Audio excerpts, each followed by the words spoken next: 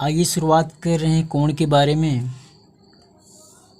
जब दो किरणें, ये किरण है और ये भी किरण है, जब दो किरणों का ये प्राथमिक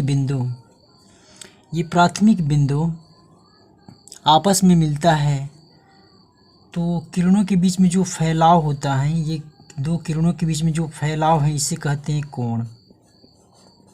इसका फैलाव अलग अलग टाइप से हो सकता है। ऐसे भी फैलाव होता है, ये भी कोण है। ऐसा भी फैलाव हो सकता है, ये भी कोण है। इसका फैलाव ऐसे भी हो सकता है, ये भी कोण है। अनेकों टाइप से फैलाव होगा। जिस कोण का माप शून्य हो, मतलब जो दो किरणें हैं उसका फैलाव ही न हो, तो इसे दिखाने के लिए ऐसे लिखा जाता है। ये दो किरणें क्या हैं, इसका फैलाव ही नहीं हुआ है। एक किरण है, उसके ऊपर ये दूसरी किरण है, इसका फैलाव ही नहीं हुआ है। तो ये जो कोण बन रहा है इसे कहेंगे शून्य कोण। इसे कहेंगे शून्य कोण। जिस कोण का माप शून्य हो उसे शून्य कोण कहते हैं। जिस कोण का माप 0 डिग्री से ज़्यादा और 90 डिग्री से कम हो उसे कहते हैं न्यून कोण। तो जिस कोण का माप 0 डिग्री से ज़्यादा और 90 के बीच में, यानी 60 डिग्री मान लेते हैं, 0 और 90 के बीच में 60 आता है, 70 भी आता है। तो हमने एक कोण आपको दिखाने के लिए 60 डिग्री यहाँ पर रखा है, ये 60 डिग्री है। तो जिस कोण का माप 0 डिग्री से ज़्यादा और 90 डिग्री के बीच में हो उसे कहते हैं न्यून कोण। तो 60 डिग्री भी न्यून कोण है, 70 डिग्री भी न्यून कोण है। और जिस कोण का माप 90 डिग्री हो, ये दो किरणों का फैलाव जो है ये 90 डिग्री का है और 90 डिग्री का फैलाव है, तो इसे कहते हैं समकोण। और अधिकांशतः आपको समकोण देखने को जो मिलेगा वो इस टाइप में मिलेगा, इस टाइप में। यहाँ पर गौर कीजिएगा, आपको ऐसे बहुत कम ही मिलेगा। ऐसे जहाँ पर भी मिले आप समझ जाइएगा कि 90 डिग्री है, यानी समकोण है। और जिस कोण का माप 90 डिग्री से ज़्यादा हो और 180 डिग्री से कम हो उसे कहते हैं अधिक कोण। तो उदाहरण के लिए हम 120 डिग्री को मान लेते हैं। ये जो किरण है, ये दो किरण का फैलाव 120 डिग्री लेते हैं। जिस कोण का माप 90 डिग्री से ज़्यादा और 180 डिग्री से कम हो तो वो कोण होता है अधिक कोण। अधिक कोण।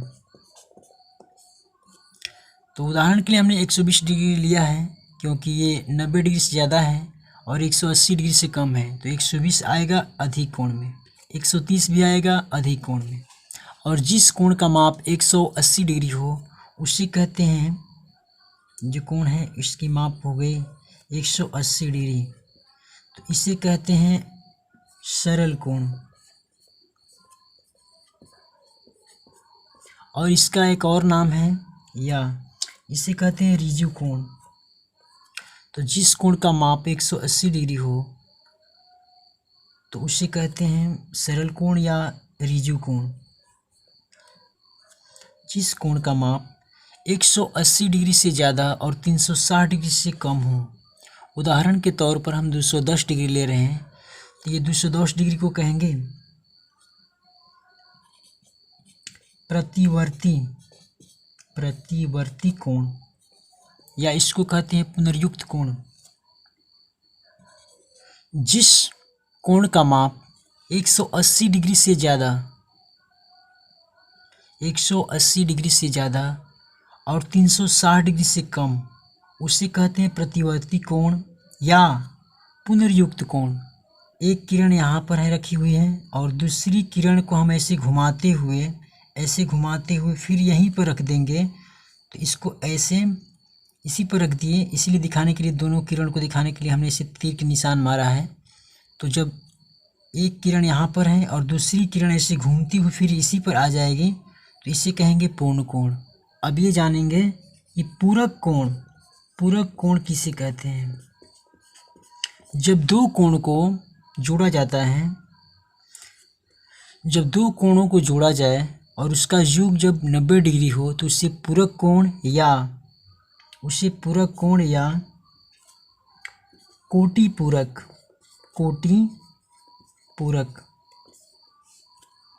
कोण कहा जाता है। जब दो कोणों को जोड़ा जाए, जैसे मान लीजिए एक कोण है 60 डिग्री का और एक कोण है 30 डिग्री का, जब दोनों कोणों को जोड़ेंगे तो 60, 30, 90, तो ये पूरक कोण है। समपूरक कोण, जब दो कोणों का योग 180 डिग्री हो, मान लेते हैं ये कोण है 60 डिग्री और ये कोण है 120 डिग्री, जब दोनों कोणों को जोड़ेंगे तो आएगा 180 डिग्री, तो ये जो कोण है ये समपूरक कोण है।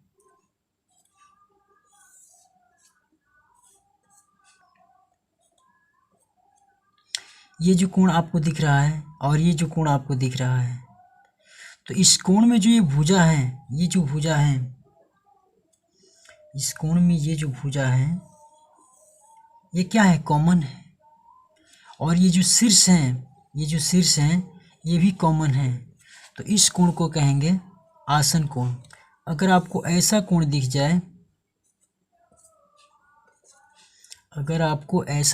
जाए, तो ये कोण और ये कोण जब दोनों को जोड़ा जाएगा तो 180 डिग्री आएगा, तो इस कोण को कहेंगे, तो इसे कहते हैं रैखिक युग्म। ये जो युग्म है ये रैखिक युग्म है। इस कोण को और इस कोण को जब जोड़ेंगे तो 180 डिग्री आएगा, तो इसे कहते हैं रैखिक युग्म।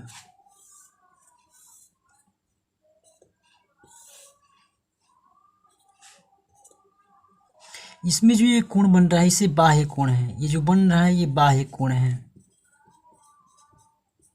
ये जो कोण बन रहा है बाह्य कोण, ये बाहर है बाह्य कोण, और ये जो कोण बन रहा है बाह्य कोण, और ये जो कोण बन रहा है बाह्य कोण, ये जो कोण बन रहा है बाह्य कोण, ये बाहर की तरफ है, और ये जो कोण बन रहा है अंतः कोण है, अंतः कोण, और ये जो कोण है अंतः कोण, और ये जो कोण बन रहा है अंतः कोण, ये अंदर की तरफ है तो अंतः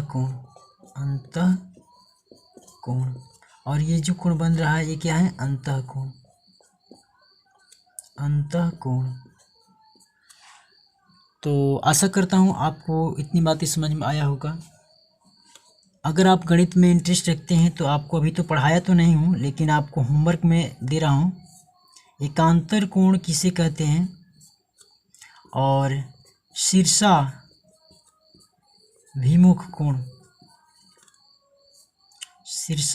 कोण किसे कहते हैं। तो आप ये दोनों होमवर्क पूरा कीजिएगा।